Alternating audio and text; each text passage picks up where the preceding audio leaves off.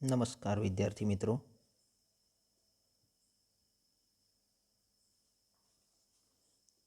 Chapter 2 પરમાણુનું બંધારણ. Previous લેક્ચરમાં આપણે રુથરફર્ડનો પરમાણુનો કેન્દ્રીય નમૂનો, પરમાણુ ક્રમાંક, દળ ક્રમાંક, સામભારિકો, સમસ્થાનિકો આ બધી પોઈન્ટ્સની ચર્ચા કરી હતી. હવે રુથરફર્ડે જે પરમાણુ નમૂનો આપ્યો હતો એની થોડી ખામીઓ હતી.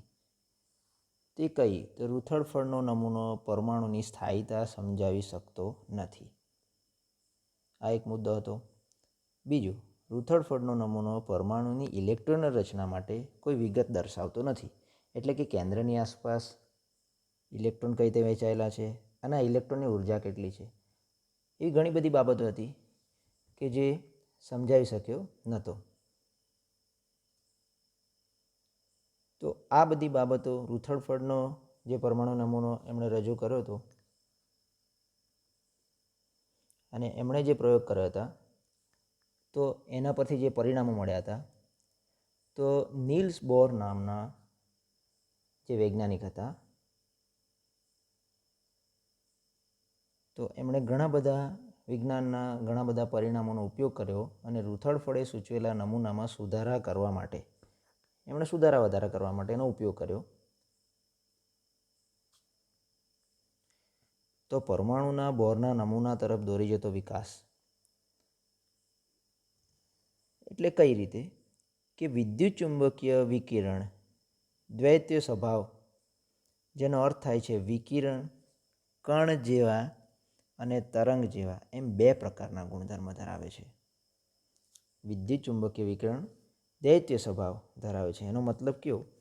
કે વિકિરણ કણ જેવા અને તરંગ જેવા એમ બે પ્રકારના ગુણધર્મો ધરાવે છે. બીજું, પરમાણુય વર્ણપટ જેને સ્પેક્ટ્રા અંગેના પ્રાયોગિક પરિણામો. હવે આ બે બાબતોનો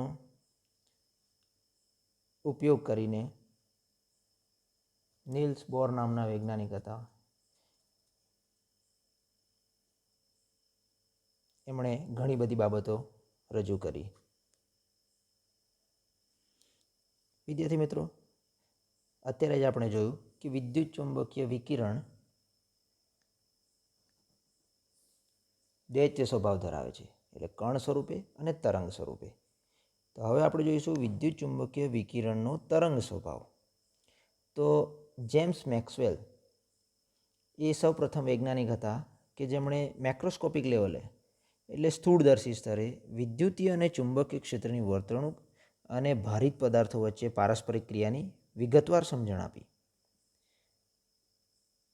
અને વિદ્યુતીય રીતે ભારિત કણો પ્રવેગ હેઠળ ઘૂમે છે ત્યારે એકાંતરે રીતે વિદ્યુતીય અને ચુંબકીય ક્ષેત્રો ઉત્પન્ન થાય અને પારગમિત થાય છે, અને આ ક્ષેત્રો તરંગ તરીકે પારગમિત થાય, અને જેને વિદ્યુત ચુંબકીય તરંગો અથવા તો વિદ્યુત ચુંબકીય વિકિરણો કહે છે. હવે મેક્સવેલ એ સૌ પ્રથમ એવા વૈજ્ઞાનિક હતા કે જેમણે જણાવ્યું કે પ્રકાશના તરંગો આંદોલન કરતા વિદ્યુતીય અને ચુંબકીય લાક્ષણિકતા સાથે સંકળાયેલ છે. વિદ્યાર્થી મિત્રો, વિદ્યુત ચુંબકીય તરંગ એની ગતિ ઘણી જટિલ છે. તેના અમુક ગુણધર્મો છે જે આપણે સમજીશું.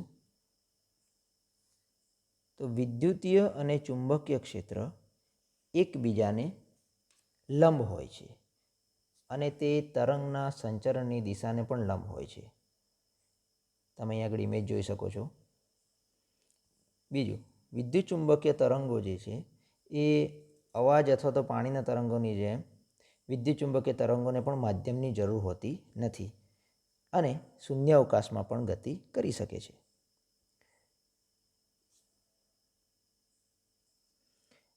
હવે મિત્રો, વિદ્યુત ચુંબકીય તરંગો ઘણા પ્રકારના હોય છે અને એકબીજાથી તેમની તરંગ લંબાઈ અથવા તો આવૃત્તિથી અલગ પડે છે, અને આ એવી રચના કરે છે જેને વિદ્યુત ચુંબકીય વર્ણપટ કહે છે.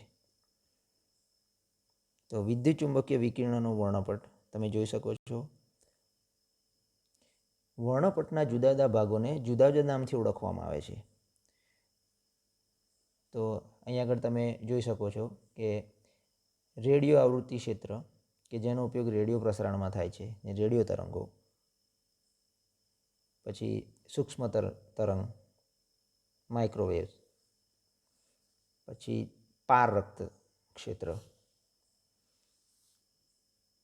પછી અલ્ટ્રાવાયોલેટ કે જેને આપણે પારજાંબલી કહીએ છીએ, જે સૂર્યના વિકિરણનો એક ઘટક છે. પછી દૃશ્યમાન પ્રકાશ, જે દૃશ્યમાન રંગ પર તમને જે દેખાય છે, દૃશ્યમાન પ્રકાશ કહીએ છીએ આપણે, કે આપણી આંખો જોઈ શકે અથવા તો પારખી શકે.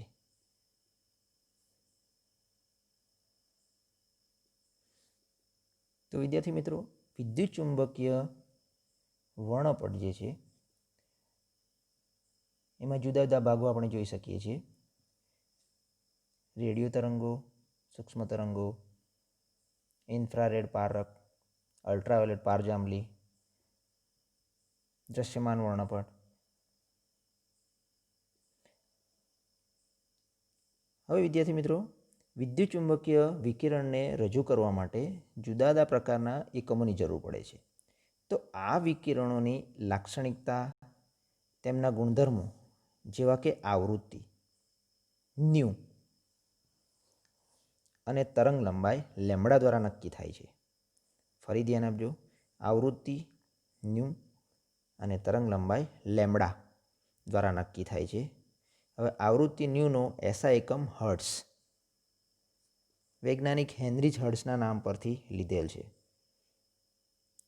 હવે 1 સેકન્ડમાં આપેલ બિંદુમાંથી પસાર થતા તરંગોની સંખ્યા એટલે આવૃત્તિ.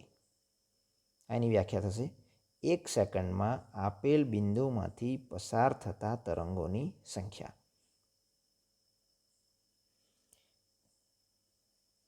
હવે મિત્રો, તરંગ લંબાઈ માટેનો એકમ જે છે, લંબાઈનો એસઆઈ એકમ મીટર છે. હવે વિદ્યુત ચુંબકીય વિકિરણ જુદા જુદા પ્રકારના તરંગો ધરાવે છે. હવે શૂન્ય અવકાશમાં બધા જ પ્રકારના વિદ્યુત ચુંબકીય વિકિરણો તરંગ લંબાઈ કે આવૃત્તિને ધ્યાનમાં લીધા વગર સરખી ગતિએ મુસાફરી કરે છે. એનો મતલબ કે આગળ પણ આપણે પોઈન્ટ જોઈ ગયા કે શૂન્ય અવકાશમાં બધા જ પ્રકારના વિદ્યુત ચુંબકીય વિકિરણો તરંગ લંબાઈ કે આવૃત્તિને ધ્યાનમાં લીધા વગર સરખી ગતિએ મુસાફરી કરે છે, જેનું મૂલ્ય છે 3.0 × 10⁸ મીટર પર સેકન્ડ. એની ચોક્કસ કિંમત દર્શાવી છે, પણ આપણે જ્યારે ગણતરીમાં એનો ઉપયોગ કરીએ છીએ 3.0 × 10⁸ મીટર પર સેકન્ડ એનો આપણે ઉપયોગ કરીશું. આને પ્રકાશની ગતિ કહે છે અને તેને સંજ્ઞા c આપવામાં આવી છે. હવે મિત્રો, તમને ખ્યાલ આવી ગયો હશે કે પ્રકાશની ગતિ એની સંજ્ઞા c, આવૃત્તિ ન્યૂ, તરંગ લંબાઈ લેમ્બડા. આ ત્રણેયનો કઈ રીતે સંબંધ ધરાવે છે? તો c = ન્યૂ × લેમ્બડા. હવે આ સૂત્રનો ઉપયોગ કરીને આપણે ઘણા બધા એક્ઝામ્પલ ગણી શકીએ છીએ. આપની ટેક્સ્ટ બુકમાં પણ આપ્યા હશે, એ પ્રેક્ટિસ કરશો તો આવડી જશે. ફરી ધ્યાન આપજો, શૂન્ય અવકાશમાં બધા જ પ્રકારના વિદ્યુત ચુંબકીય વિકિરણો તરંગ લંબાઈ કે આવૃત્તિને ધ્યાનમાં લીધા વગર સરખી ગતિએ મુસાફરી કરે છે. અને આ c જે છે એનું મૂલ્ય છે 3.0 × 10⁸ મીટર પર સેકન્ડ. આવૃત્તિ ન્યૂ તરીકે ઓળખાય છે, તરંગ લંબાઈ લેમ્બડા, અને આ ત્રણેય દ્વારા સંબંધિત સૂત્ર છે c = ન્યૂ × લેમ્બડા. અને આનો ઉપયોગ કરીને આપણે કેલ્ક્યુલેશન કરી શકીએ છીએ. તો આ ટોપિક રિલેટેડ બીજી એક સામાન્ય વપરાતી રાશિ છે જે સ્પેક્ટ્રોસ્કોપીમાં વપરાય છે. તેને તરંગ સંખ્યા ન્યૂ બાર, આગળ આપણે જોઈ ગયા કે આવૃત્તિ એટલે ન્યૂ, પણ ન્યૂ બાર એટલે કે તરંગ સંખ્યા કહે છે. હવે તરંગ સંખ્યા એટલે શું? કે એકમ લંબાઈમાં રહેલા તરંગની સંખ્યા. એકમ લંબાઈમાં રહેલા તરંગની સંખ્યા. તેના એકમ તરંગ લંબાઈના એકમના આપણે એકમ મીટર હતો તો આનો શું થશે? Metre inverse. ફરી ધ્યાન આપજો કે તરંગ સંખ્યા એટલે ન્યૂ બાર એટલે એકમ લંબાઈમાં રહેલા તરંગની સંખ્યા.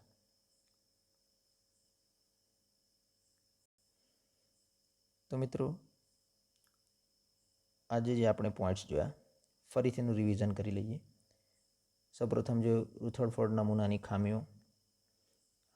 હવે રુથરફોર્ડનો જે પ્રયોગ થયો હતો તો એ પ્રયોગના પરિણામો અને બીજા પરિણામોનો રુથરફોર્ડે સૂચવેલા નમૂનાના સુધારા વધારા કરવા માટે નીલ્સ બોર નામના વૈજ્ઞાનિકે આગળ પ્રયત્નો કર્યા.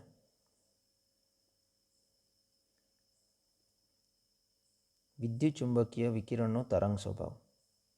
હવે વિદ્યુત ચુંબકીય વિકિરણોનો તરંગ સ્વભાવ અને કણ સ્વભાવ એનો અર્થ થાય છે એ દ્વૈતીય સ્વભાવ ધરાવે છે. એ તરંગ સ્વરૂપે પણ હોય અને કણ સ્વરૂપે પણ. તો આપણે આજે જોયું વિદ્યુત ચુંબકીય વિકિરણનો તરંગ સ્વભાવ. હવે જેમ્સ મેક્સવેલ સૌપ્રથમ વૈજ્ઞાનિક હતા કે એમણે સૌપ્રથમ પ્રયત્નો કર્યા હતા સમજાવવાના. ને વિદ્યુતીય અને ચુંબકીય ક્ષેત્ર એકબીજાને લંબ હોય છે અને તરંગના પ્રસરણની દિશાને પણ લંબ હોય છે. શૂન્ય અવકાશમાં પણ ગતિ કરી શકે છે.